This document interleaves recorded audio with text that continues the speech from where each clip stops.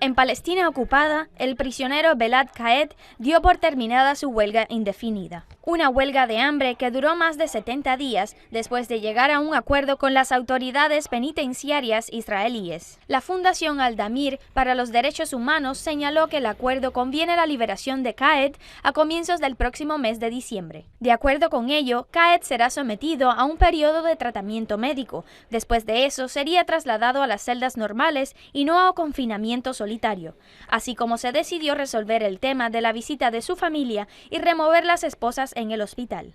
El Frente Popular para la Liberación de Palestina consideró la decisión de Qaed una victoria para él y para los demás prisioneros y una derrota para el carcelero. Mientras tanto, su hermano Mahmoud Qaed afirmó en una declaración para el Mayadin que se continuará la lucha hasta la liberación de todos los prisioneros.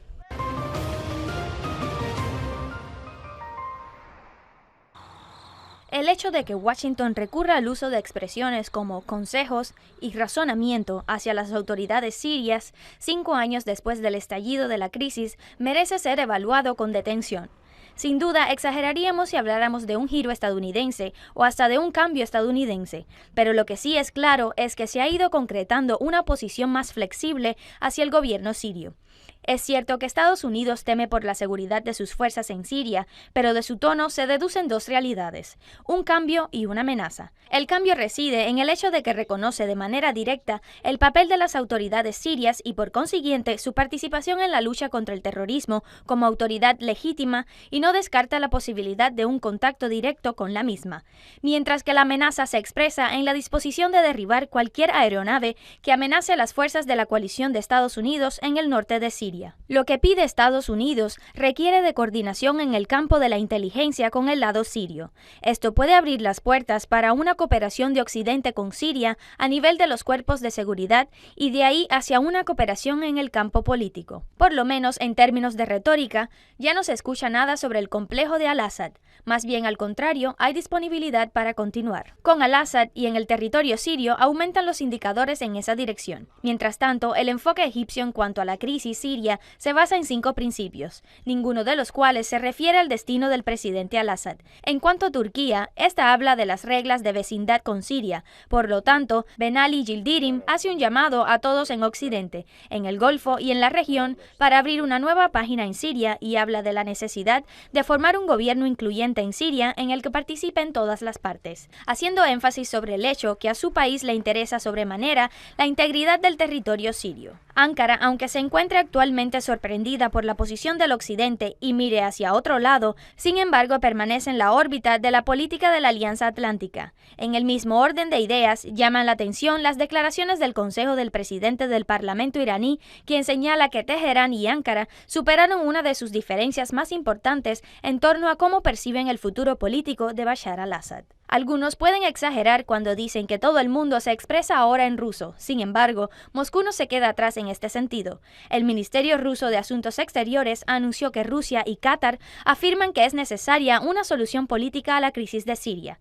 ¿Será ese acuerdo a mitad del camino con el fin de combatir a Daesh un preámbulo en la búsqueda de la tan esperada solución política en Siria? He ahí que la realidad en el terreno impone cierta modificación al discurso en vísperas del encuentro entre Kerry y Lavrov. ¿Antecederá el discurso la acción en la política?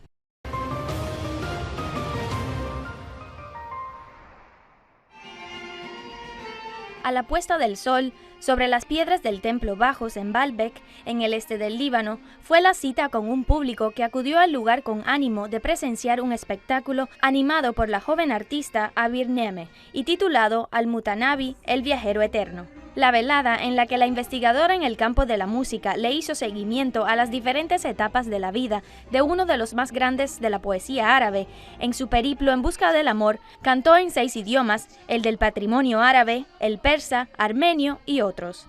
Más de 1 hora y media de interactuar con la audiencia en una presentación magistral en la que participaron músicos de otros países, dejando al público con impresiones que afirman que la joven artista se mereció dignamente animar una de las noches del Festival de Baalbek en su 60º capítulo. Abir, que prepara y presenta el programa La Música de los Pueblos a través de la pantalla de Al Mayadin, consideró esa presentación como la realización de un sueño. En realidad, esta ha sido una presentación impresionante, hermosa, sobria y agrega a su realce el esplendor del lugar en el templo de Bacchus. Estuve muy feliz, la felicidad llenó mi corazón. Llegué en realidad lleno de ánimo para ver a Abir, que es mi amiga, y aún si lo notas, estoy contento y eso se ve en mi rostro. Yo soy absolutamente árabe-libanesa, con arraigo en mi país, en su cultura, su civilización, tradiciones y su legado. Por eso me siento más fuerte en cualquier otro lugar del mundo y con cualquier otro tipo de música. La poesía del Mutanabi, el entorno viajero de todos los tiempos, quien hizo de esta noche un alto en su peregrinaje, iluminó con sus palabras y las palabras de poetas antiguos y contemporáneos, junto con la variada y rítmica música del programa La Noche de Balbe con jovialidad, placer y belleza.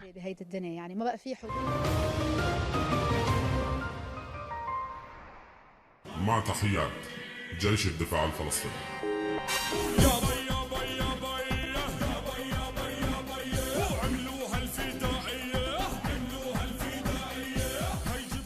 Una canción que encarna con sus expresiones sencillas y populares los logros de la resistencia palestina durante la última agresión del ocupante israelí contra Gaza en el año 2014.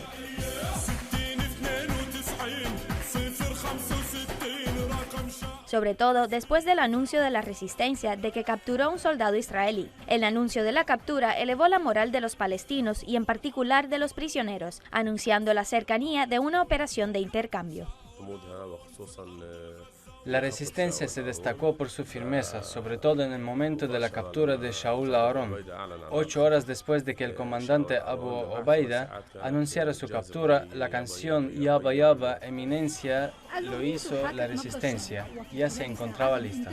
La canción reflejó el pulso de la calle y en cuestión de horas se difundió ampliamente. Y a pesar de las masacres cometidas en Gaza por los ocupantes, las operaciones de la resistencia lograron elevar la moral palestina. Nosotros habíamos expresado lo que piensa la gente, habíamos reflejado el pulso de la calle palestina que fue y sigue siendo partidaria de la resistencia palestina y que continúa siendo una referencia. Por eso la canción se difundió de manera amplia y tuvo un gran éxito. Recuerdo que en las primeras 24 horas obtuvo 1 millón de visitas en YouTube. Para Qasem al-Najjar, la canción fue parte de la labor de la resistencia y la propuesta de las fuerzas ocupantes a ese hecho no se hizo esperar, ya que procedió a detener a sus hermanos e irrumpió en su casa en varias oportunidades. Durante la guerra de Gaza irrumpieron en mi casa en más de una ocasión, aproximadamente 4 veces. Mis hermanos Muhammad al-Najjar y Saad al-Najjar fueron detenidos y esto fue una amenaza indirecta a causa de los poemas que canto. Intentaron presionar a mi familia y detuvieron a mis hermanos. Tal vez lo que contribuyó a difundir la canción, lo hizo la resistencia, fue su léxico que representa un nuevo tipo de sejel popular que se asocia con la expresión rápida e inteligente y enuncia lo que piensa la gente en la calle para el momento de componer la canción.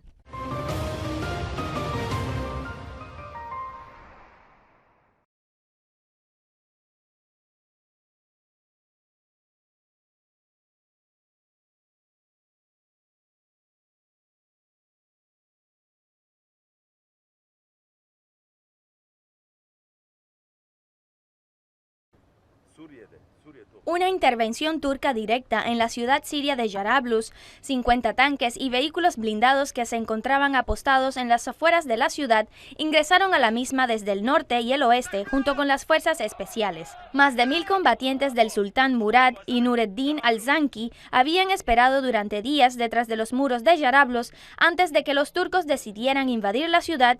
No hubo sorpresa política. Abdel Sattar al-Jader, presidente del Consejo Militar de Jarablus, fue asesinado horas después de leer una declaración preparada por las facciones kurdas con el fin de repetir lo sucedido en Menbesh, o sea, combatir a Daesh, usando las tribus árabes. Los turcos se adelantaron a la operación militar de estas fuerzas kurdas en Jarablus, involucrando a las fuerzas del Ejército Libre en la misma. Tropas turcomanas de la brigada de al-Sultán Murad expulsaron a Daesh de la ciudad de Al-Ra'i, allanando el camino para tomar a Jarablus. El objetivo no era Daesh, que se sometió a la operación turca, sino impedir a las unidades de protección kurdas unir las zonas donde se concentraron los kurdos y tal vez impedir la formación de una región que se extienda desde Al-Kamishli hasta Afrin. Los turcos se movilizaron después de que los estadounidenses incumplieran su promesa de que las fuerzas kurdas se repliegarían del oeste del Éufrates. Damasco condenó la entrada de los tanques turcos a territorio sirio, bajo la cobertura aérea de la coalición de Estados Unidos, considerando que la lucha contra el terrorismo debe llevarse a cabo en coordinación con sus autoridades.